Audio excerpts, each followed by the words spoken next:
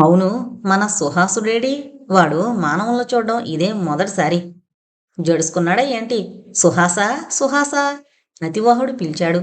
హహా! హుహు కూడా పిలిచారు. సుహాసుడు ముగ్గురు సోదరులకి మానసపుత్రుడు. గంధర్వ యువకులందరిలోనూ చాలా చిలిపివాడు. ఆ వికృత యంత్రం చూసి దాని చుట్టూ తిరుగుతున్నాడేమో! అన్నదమ్ములు ముగ్గురు తమ దివ్య దృష్టిని ఉపయోగించే అవసరం లేకుండానే సుహాసుడు ప్రత్యక్షమయ్యాడు. ఏంటిది? మీరు ముగ్గురు మానవ మాతృల్లా అలా తల్లడిల్లిపోతారు. మన లోకంలో మనం అంత ఆందోళన చెందడం అంత అవసరమా? అడిగాడు. అతనేదో చిలిపి హాసంతో ప్రకాశిస్తున్నాడు. అందుకేనేమో అతన్ని ముద్దుగా పెంచుకుంటున్న తండ్రులు అతనిని సుహాసుడు అని పిలుచుకుంటున్నారు. కొంటెహాసుడు అంటే ఇంకా బావుంటుందేమో. ఏమైనా కొంటి పని చేసిస్తున్నావా? ఈ మానవాదములు మన ఉనికి గ్రహించారో ఎక్స్‌పెరిమెంట్‌లంటూ వెంటపడి మనని కూడా వాళ్ళంత అదములుగా మార్చేస్తారు. ఆదుర్దాగా అన్నాడు హహ. కొంటె పనులు చేయడం నా స్వభావం. ఆ యంత్రమును మనుషులు కంట్రోల్ చేస్తున్నట్టు నన్ను కంట్రోల్ చేయలేరు మీరు అన్నాడు. అదిగో మనిషి గాలి సోకింది. భాష కలుషితమైంది మొదట అన్నాడు హుహు కోపంగా. సౌరమండల పర్యవేక్షణ కేంద్రం. మన భాషలో చెప్పుకోవాలంటే solar system monitoring space station అంటే సరిపోతుందేమో. కానీ గంధర్వుల భాషనే మన పద్ధతిలో ఎబ్రివేట్ చేద్దాం. సౌం మం పం కేం అందాం. నుంచి ఇంకా ఏమీ ఆజ్ఞలు రాలేదా? అతివాహుడు తమ్ములను ఉద్దేశించి అడిగాడు. రాలేదు. ఈ పాటికి రావాలి అన్నాడు హహ. మరి స్పేస్ షిప్‌లోంచి మనుషులు బయటకొచ్చారు.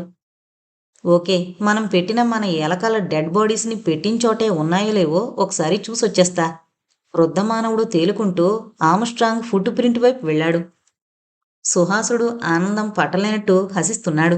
ఇతని ఆనందానికి కారణమేంటో తెలియక క్రోధపు చూపులు చూస్తున్నారు. హహ! హుహు! అతివాహుడు. వర్ధమాన్! వర్ధమాన్! అరిచాడు వ్యాస్. వర్ధమాన్‌తో పాటు ముష్ కూడా వ్యాస్ వైపు వెళ్ళాడు. ఇదే కదూ ఆర్మ్‌స్ట్రాంగ్ పాదం గుర్తు. మరి ఇక్కడే కదా మనం ఎలకల బాడీస్ పెట్టాం. టోటల్ 4 కదా మనం పెట్టినవి. 3 కనిపిస్తున్నాయేంటి?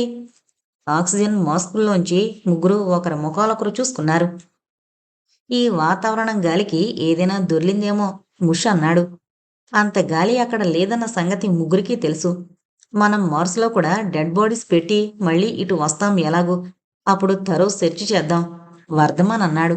అంతకన్నా చేసేదేం లేదు. ముగ్గురు మళ్ళీ స్పేస్ షిప్ లోపలికి వెళ్ళిపోయారు. అతివాహుడికి అర్థమైంది ఇదేదో సుహాసుడి నిర్వాకమని. హహా! హుహు కూడా గ్రహించినట్టే ఉన్నారు. ఈ తుచ్చమానుల కార్యకలాపాల్లో కల్పించుకోకు సుహాస. వాళ్ళ కంటబడితే అదో పురాణమవుతుంది. మార్సు గ్రహం కేసి వేగంగా ఎగురుకుంటూ పోతున్న స్పేస్ షిప్‌ని చూస్తూ అబ్బా! ఏం మనుషులు! ఆ శబ్దాన్ని, ఆ వికృత రూపాన్ని ఎలా భరిస్తారో కదా! మనలా అందమైన విమానాలు ఎందుకు తయారు చేసుకోలేరు వీళ్ళు? అని అడిగాడు సుహాసుడు. విమానాలా? హహహ! అంటూ నవ్వాడు కుహు. వాళ్ళు తయారు చేసుకున్నారు విమానాలు. కానీ అవి ఈ స్పేస్ షిప్ కన్నా వికారంగా ఉంటాయి. భూమి మీద తిరగడానికే పనికొస్తాయి. వివరించాడు హహ. భూమి మీద తిరగడానికి విమానాలా?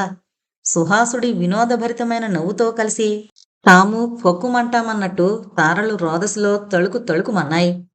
సౌం మం పం కేం నుండి ఏవో పిలుపులొస్తున్నట్టున్నాయి. అతివాహుడన్నాడు. ముగ్గురు కేంద్రంలో ప్రత్యక్షమయ్యారు. ఆ సమయంలో అంగారపర్ణుడు అనే గంధర్వుడు పర్యవేక్షణ విధులు నిర్వహిస్తున్నాడు. సుహాసుడు అంగారపర్ణుడి వైపు చూసి నవ్వాడు. మంచి ఉత్సాహంగా ఉన్నాడు మన కొంటెహాసుడు. ఎందుకో తెలుసా? అన్నాడు. అంగారపర్ణుడి ప్రశ్న విని హహా! హుహు! అతివాహుడు తెలుసు అన్నట్టు సైగ చేశారు. తెలిస్తే చెప్పండి. ఈ బాల్యం వీడువని యువకుడి చేష్టలు నీకు మాత్రం తెలీవా అంగారపర్ణ? ఇందాక చంద్రుడి మీద ఎలకలు పెట్టుకున్నారు వెర్రి మానవులు. పైగా మరణించిన మూషికాలు. మన చిలిపిహాసుడు వాటిలో ఒక దానిని మాయం చేసి ఘనకార్యం చేసేసినట్టు. అంగారపర్ణుడు సుహాసుడి కంటే ఉత్సాహంగా నవ్వాడు. మానసపుత్రుని పట్ల మానస తండ్రులకు మనుషుల్లాగే భ్రమలు వదిలినట్టు లేదు. మళ్ళీ నవ్వాడు. ముగ్గురు ఆశ్చర్యపోయారు. ఏంటిది? ఇంత వినోదానికి కారణమేమిటి? మీరు చూసింది ఆ చిలిపి చేష్టలే.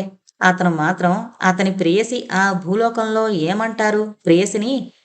భాషాభేదాలు లేకుండా అందరూ అదే మాట. ఆ! Girl friend. Suhasini girl friend భూమి మీద విధులు ముగించుకుని గంధర్వలోకానికి తిరిగొచ్చేస్తుంది. ఆ ఉత్సాహంలో ఉన్నాడు.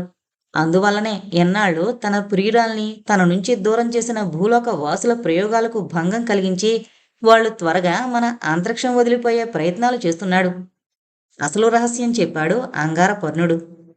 కాస్త గంభీరంగా సుహాసుణ్ణి చూస్తూ, నువ్వు జాగ్రత్తగా ఉండాలి సుహాస. సౌవర్ణికను మానవులు గుర్తుపట్టకుండా అతి జాగ్రత్తగా వ్యవహరించాలి. సౌవర్ణిక మనని చేరే వరకు ఆమె భద్రత నీ బాధ్యతే, హెచ్చరించాడు. ఇంతకీ ఎలుకల్ని మాయం చేయడంలో నీ ఉద్దేశం ఏమిటి? అంగారపర్ణుడు సుహాసుణ్ణి అడిగాడు. ఆ మనుషుల్ని కొంచెం అయోమయంలో పడేద్దామని, వాళ్ళంటుంటారే కన్ఫ్యూజన్, ఆ కన్ఫ్యూజన్లో పడేద్దామని అన్నాడు సుహాసుడు. కొంటెతనం, హహా అడ్డంగా తల ఊపాడు. తప్పు కదా అన్నట్టు. కొంటెతనం కాదు, మనకి సౌం మం పం కేంద్రం వారిచ్చిన ముఖ్య కార్యమేది, మనుషులను దారి మళ్లించి అయోమయానికి గురి చేయడం. సుహాసుడు హాహాకి గుర్తు చేశాడు. మీరిద్దరూ వాదన ఆపండి. మాయం చేయడం అంటే ఏం చేశావు? భూతాలుగా మార్చావా? భూమి మీద పంచభూతాల్లో కలిపావా? మాయలో పడ్డ మానవులు మాయం చేశానంటే నమ్ముతారు, కానీ మనకు తెలుసు, భూమి మీద పుట్టిన భౌతిక పదార్థం ప్రాణం లేని శరీరమైనా సరే ఏదీ మాయం కాదు. ఇంకో పదార్థంగానో వాయువుగానో మారుతుందంతే. మాకు తెలుసు, మీకు తెలుసు. వాటిని ఏం చేశావు? 3 ఎలకల్ని కుజగ్రహం మీదకి టెలిపోర్ట్ చేశాను. టెలిపోర్టేషన్ గురించి థియరీల మీద థియరీలు చెప్పి రాసి ఊదరగొడుతున్నారు ఈ మానవులు. నేను సింపుల్గా చేసి చూపించాను. ఏం ప్రయోగాలు చేసినా ఎలకలు, కుందేళ్లు, కోతులు, కుక్కలతో వీళ్ళ ప్రయోగాలు. వినోదంతో పకపక హాసించాడు సుహాసుడు. నీ పనులు నీకే రావాలి నవ్వు. చంద్రుడి మీద పెట్టినవి 4 ఎలకలని మాకందిన సమాచారం. 3 సరే, కుజగ్రహం మీదకి చేరేశావు. ఇంకొకటేమైంది? అంగారపర్ణుడు పాపం శృంగార విహారానికి వెళ్లాల్సిన సమయమైంది. ఇంద్రుడు సడన్గా ఈ డ్యూటీ వేశాడు. అతనికి అసహనం పెరిగిపోతోంది. ఆ 4వ దానిని హేతిస్ మీదకి చేరేశాను ఉద్దేశపూర్వకంగానే. హేతిస్ అనేది శని గ్రహానుకున్న ఉపగ్రహాల్లో ఒకటి అన్నాడు సుహాసుడు. ఏంటా ఉద్దేశం? హేతిస్ మీద ప్రాణులు ఉండడానికి కావలసిన వాతావరణం ఉంది.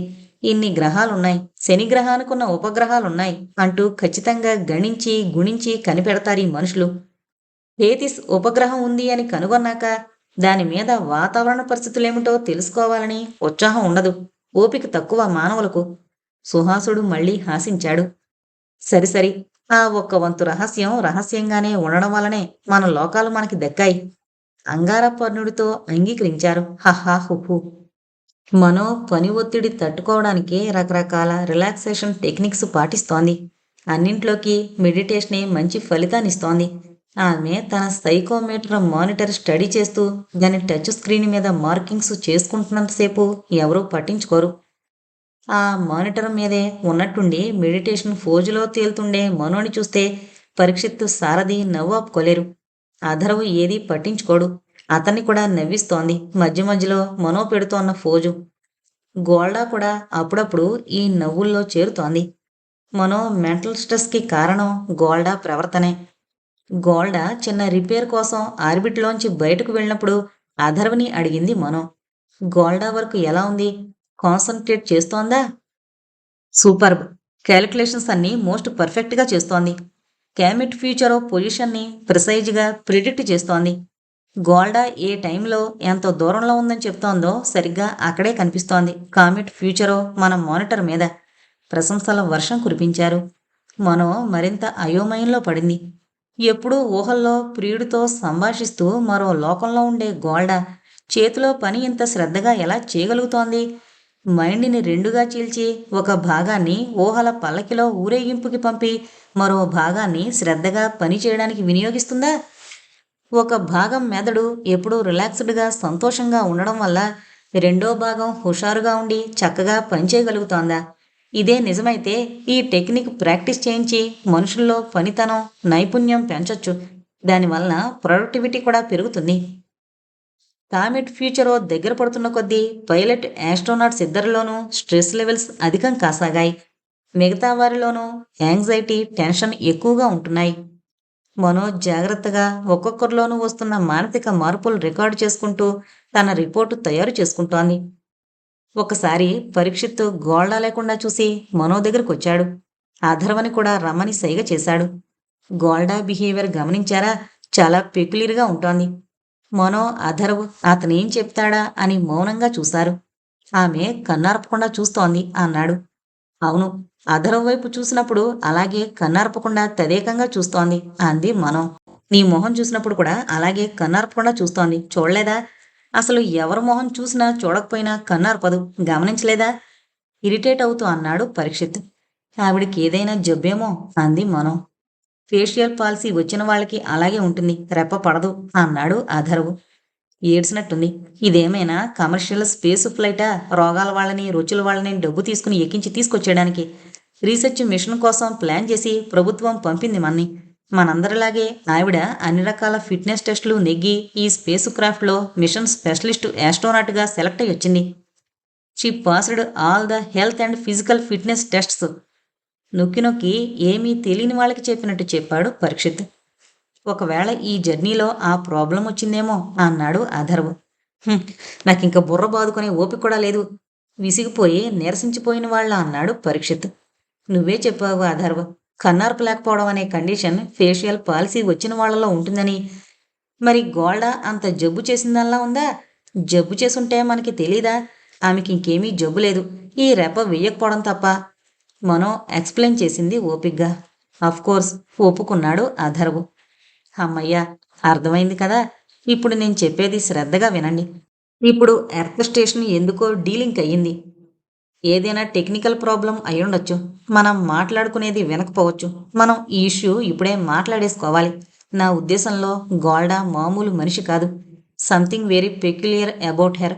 మనం ఎర్త్ మీద ఉన్నప్పుడు నువ్వు అంటుండేదానివే గోల్డాది అలౌకికమైన సౌందర్యం అని. ఆ మాటల్లో ఏదో క్లూ ఉందనిపిస్తోంది. ఏంటా క్లూ? అలౌకికమంటే ఈ లోకానికి చెందంది కదా. అవును, అదే కరెక్ట్. గోల్డా ఎర్త్.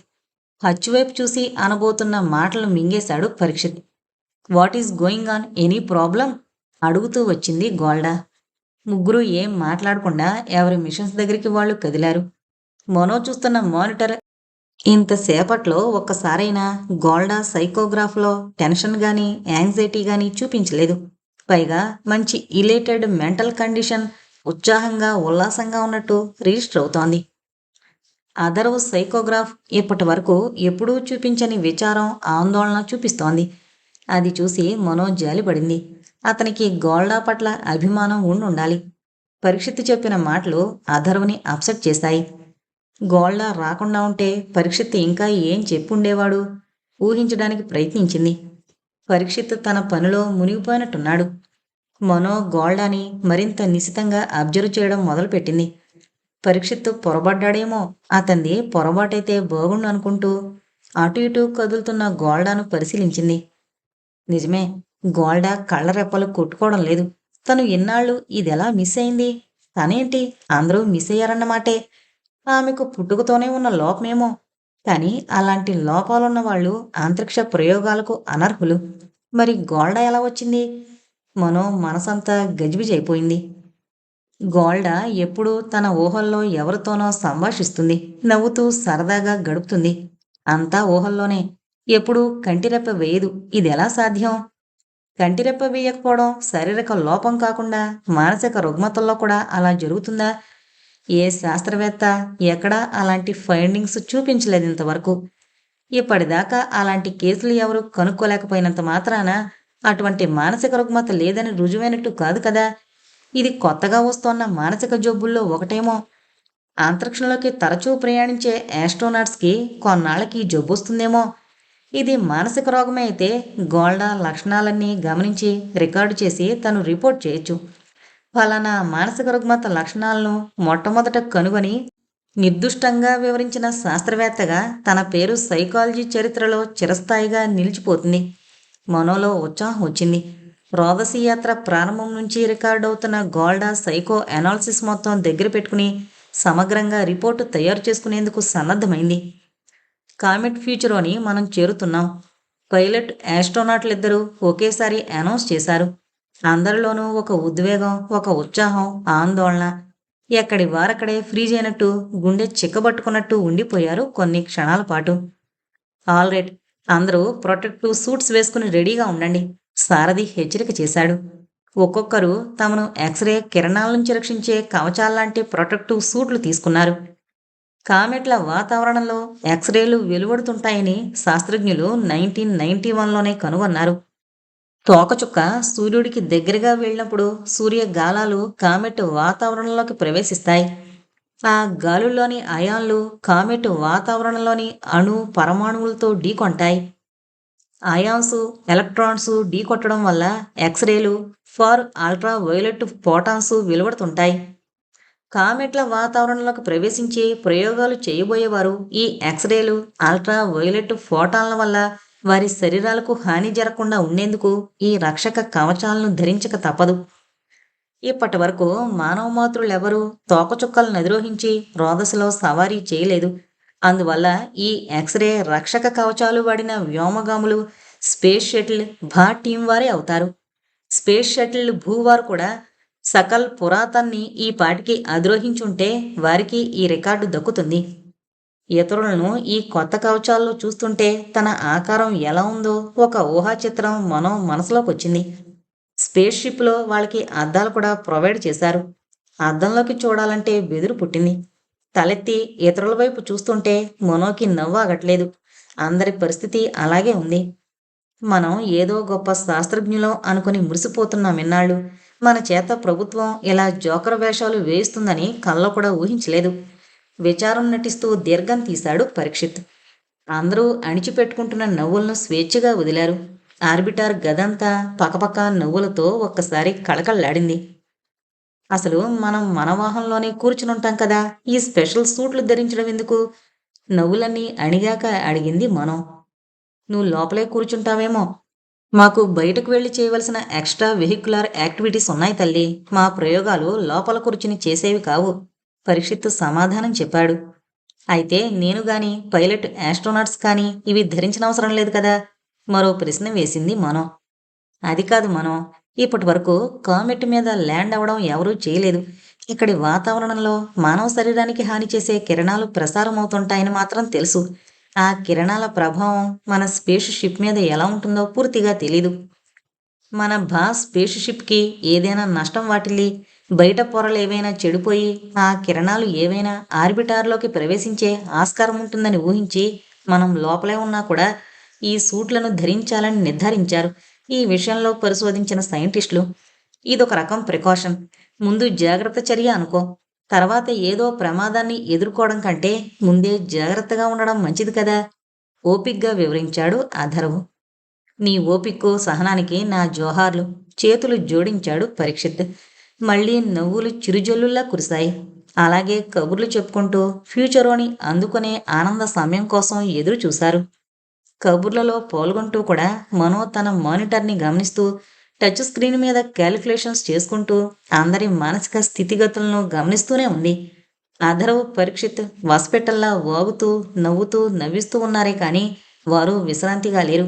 వాళ్ళిద్దరి సైకోగ్రాఫులు ఆతృత ఆందోళన చూపిస్తున్నాయి. అది సహజం కూడాను. ప్రపంచంలో ఇంతవరకు మానవ మాతృడు అన్నవాడు చేయని సాహసం చేయబోతున్నప్పుడు ఆందోళన ఒత్తిడి ఫీల్ అవ్వకపోతే వాడు మానవుడే కాదు. ఇంకా షీమోన్ శారదుల సైకోగ్రాఫులు పరిశీలించింది. మానవ మస్తిష్కం కాన్సంట్రేషన్లో ఎంత లోతుగా మునిగిపోగలదో అంత లోతుగాను మునుగున్నాయి వాళ్ళిద్దరి మెదళ్ళు.